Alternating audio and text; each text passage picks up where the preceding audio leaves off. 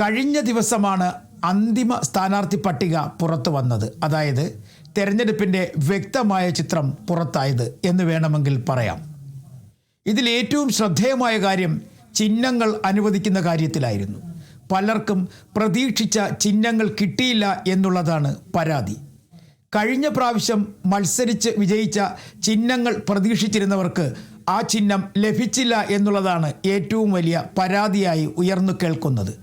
അതിലേറ്റവും കൂടുതൽ പരാതി പറയുന്നത് കെ രമയാണ്, RMPയുടെ സ്ഥാനാർത്ഥി. കഴിഞ്ഞ വർഷം അവർക്ക് ചിഹ്നം ഫുട്ബോളായിരുന്നു. ഇത്തവണ ഫുട്ബോൾ ചിഹ്നം നൽകിയില്ല, പകരം ലഭിച്ചത് ടെലിവിഷൻ ചിഹ്നമായിരുന്നു. എന്നാൽ കെ രമയാകട്ടെ ഫുട്ബോൾ ചിഹ്നത്തിൽ പോസ്റ്ററുകൾ അടിച്ചും വലിയ ഫ്ലക്സ് ബോർഡുകൾ സ്ഥാപിച്ചുമൊക്കെ പ്രചരണം തുടങ്ങിയിരുന്നു. ഇനി ആ ചിഹ്നങ്ങളൊക്കെ മാറ്റി സ്ഥാപിക്കേണ്ട അവസ്ഥയിലേക്കാണ് കാര്യങ്ങൾ എത്തിച്ചേർന്നിരിക്കുന്നത്.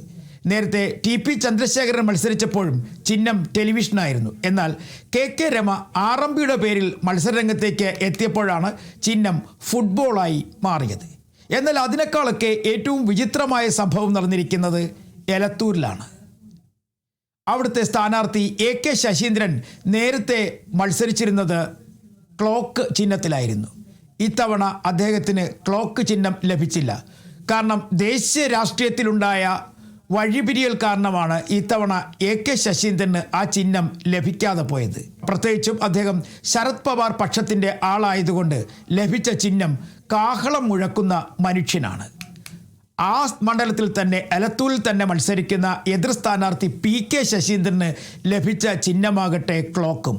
അതായത് കഴിഞ്ഞ പ്രാവശ്യം AK ശശീന്ദ്രൻ മത്സരിച്ച ചിഹ്നത്തിൽ ഇത്തവണ എതിർ സ്ഥാനാർത്ഥി മത്സരിക്കുന്നു എന്നുള്ളതാണ് ഏറ്റവും വിചിത്രമായ മറ്റൊരു വിശേഷം. എതിർ സ്ഥാനാർത്ഥിയാകട്ടെ മത്സരിക്കുന്നത് അജിത് പവാർ പക്ഷത്തിൻ്റെ ഭാഗമായിട്ടാണ്. അങ്ങനെ ഇത്തവണ ഇതുപോലുള്ള കൺഫ്യൂഷനുകൾ അല്ലെങ്കിൽ വോട്ടർമാർക്ക് വലിയ തരത്തിലുള്ള ബുദ്ധിമുട്ടുണ്ടാക്കുന്ന തരത്തിൽ ചില ചിഹ്നങ്ങൾ മാറി മറിഞ്ഞു എന്നാണ് AK ശശീന്ദ്രൻ പക്ഷം ഇപ്പോൾ പരാതിയായി ഉന്നയിക്കുന്നത്. അടുത്തത് വലിയ തരത്തിൽ നേരത്തെ തന്നെ തെരഞ്ഞെടുപ്പ് രംഗത്ത് ശക്തനായി എത്തിയിരുന്ന ആളാണ് PV അൻവർ. അദ്ദേഹം തൃണമൂൽ കോൺഗ്രസിൻ്റെ നേതാവായിട്ടാണ് എത്തിയതെങ്കിലും ബേപ്പൂരിൽ മത്സരിക്കുന്ന അദ്ദേഹത്തിന് ഇത്തവണ തൃണമൂൽ കോൺഗ്രസിൻ്റെ ചിഹ്നമായ ഇരട്ടപ്പൂവ് ലഭിച്ചില്ല, പകരം കിട്ടിയത് ഗ്യാസ് സിലിണ്ടറാണ്. പക്ഷേ അദ്ദേഹം നേരത്തെ ചിഹ്നമൊന്നും പ്രഖ്യാപിച്ച തെരഞ്ഞെടുപ്പ് പ്രചരണം തുടങ്ങാത്തത് കൊണ്ട് തന്നെ വലിയ തരത്തിലുള്ള ബുദ്ധിമുട്ടുണ്ടായില്ല എന്ന് തന്നെ പറയേണ്ടി വരും. കാരണം അദ്ദേഹം ഇപ്പോൾ ഗ്യാസ് സിലിണ്ടർ ചിഹ്നത്തിൽ തന്നെ മത്സരിക്കും. അതുകൊണ്ട് തന്നെ ചിഹ്നം ഇനി പറഞ്ഞാൽ മതിയാകും. നേരത്തെ കെ രമയ്ക്ക് സംഭവിച്ചതുപോലെയോ AK ശശീന്ദ്രന് സംഭവിച്ചതുപോലെയോ വലിയ തരത്തിലുള്ള അപ്രതീക്ഷിതമായ തിരിച്ചടികൾ ഒന്നും തന്നെ സംഭവിച്ചിട്ടില്ല. ഏറ്റവും ശ്രദ്ധേയമായ മറ്റൊരു കാര്യം അമ്പലപ്പുഴ മത്സരിക്കുന്ന G സുധാകരൻ്റെ കാര്യത്തിലാണ്. അദ്ദേഹത്തിന് ലഭിച്ച ചിഹ്നം തെങ്ങുംതോപ്പാണ്.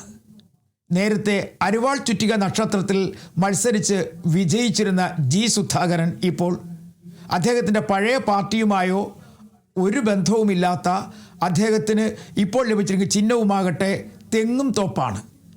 ഒരു പക്ഷേ ആദ്യമായിട്ടായിരിക്കാം അത്തരത്തിലൊരു ചിഹ്നത്തിലേക്ക് ഒരു സ്ഥാനാർത്ഥി മത്സരിക്കുന്നതെന്ന് വേണമെങ്കിൽ പറയേണ്ടി വരും. G സുധാകരൻ നേരത്തെ ചിഹ്നം സംബന്ധിച്ചുള്ള ഒരു തെരഞ്ഞെടുപ്പ് പരിപാടികളും സംഘടിപ്പിച്ചിരുന്നില്ല. അതുകൊണ്ട് തന്നെ ഇനി ചുവരെഴുത്തിനൊപ്പവും പോസ്റ്ററിനൊപ്പവും ഫ്ലക്സ് ബോർഡിനൊപ്പവും ഒക്കെ തന്നെ ഈ തെങ്ങും തോപ്പ് വരച്ചു ചേർത്താൽ മതിയാകും. ഇനി ഏറ്റവും ശ്രദ്ധേയമായ മത്സരം നടക്കുന്ന മണ്ഡലങ്ങളിൽ ഒന്നാണ് തിരുവനന്തപുരം. അവിടുത്തെ പ്രധാന സ്ഥാനാർത്ഥി CP ജോണാണ്, CMPയുടെ നേതാവാണ്. അദ്ദേഹത്തിന് പാർട്ടി ചിഹ്നമല്ല ലഭിച്ചിരിക്കുന്നത്, പകരം കിട്ടിയിരിക്കുന്നത് കപ്പൽ ചിഹ്നമാണ്. അദ്ദേഹത്തോടൊപ്പം മത്സരിക്കുന്ന എതിർ സ്ഥാനാർത്ഥി സുധീർ കരമനയ്ക്കാകട്ടെ ക്യാമറയാണ് ചിഹ്നം. അപ്പോൾ ആളുകൾക്ക് മനസ്സിൽ ഓർത്തു വയ്ക്കാൻ കഴിയുന്ന ചിഹ്നങ്ങൾ തിരുവനന്തപുരത്ത് ഇല്ല എന്ന് വേണമെങ്കിൽ പറയാം. കാരണം പാർട്ടി ചിഹ്നം വിരളം എന്ന് തന്നെ വ്യക്തമാക്കേണ്ടി വരും. അതേസമയം BJP സ്ഥാനാർത്ഥിയുണ്ട്, അദ്ദേഹത്തിന് താമര തന്നെയാണ് ചിഹ്നമായി ലഭിച്ചിരിക്കുന്നത്. പാലക്കാട് CPM സ്വതന്ത്രനായി മത്സരിക്കുന്ന റസാഖിൻ്റെ ചിഹ്നം കുടമാണ്. അടുത്തതായി എത്തുമ്പോഴേക്കും അഹമ്മദ് തേവർകോവിൽ, അദ്ദേഹം മന്ത്രിയായിരുന്നു. നേരത്തെ അദ്ദേഹം മത്സരിച്ചത് ഗ്ലാസ് ചിഹ്നത്തിലായിരുന്നു. ഇത്തവണ അദ്ദേഹത്തിന് ലഭിച്ചിരിക്കുന്നത് ബക്കറ്റാണ്. ഇങ്ങനെ ചിഹ്നങ്ങൾ മാറി മറിഞ്ഞത് വോട്ടർമാർക്ക് ബുദ്ധിമുട്ടുണ്ടാകുമോ എന്നുള്ളൊരു സംശയമാണ് ഇപ്പോൾ ഈ സ്ഥാനാർത്ഥികളിൽ പലർക്കും ഉള്ളത്. എന്തായാലും ചിഹ്നം പ്രശ്നമല്ല, വലിയ തരത്തിൽ പ്രചരണം നടത്തിക്കഴിഞ്ഞാൽ വിജയിക്കാൻ കഴിയും എന്നുള്ള പ്രതീക്ഷയും ഇവർക്കുണ്ട്.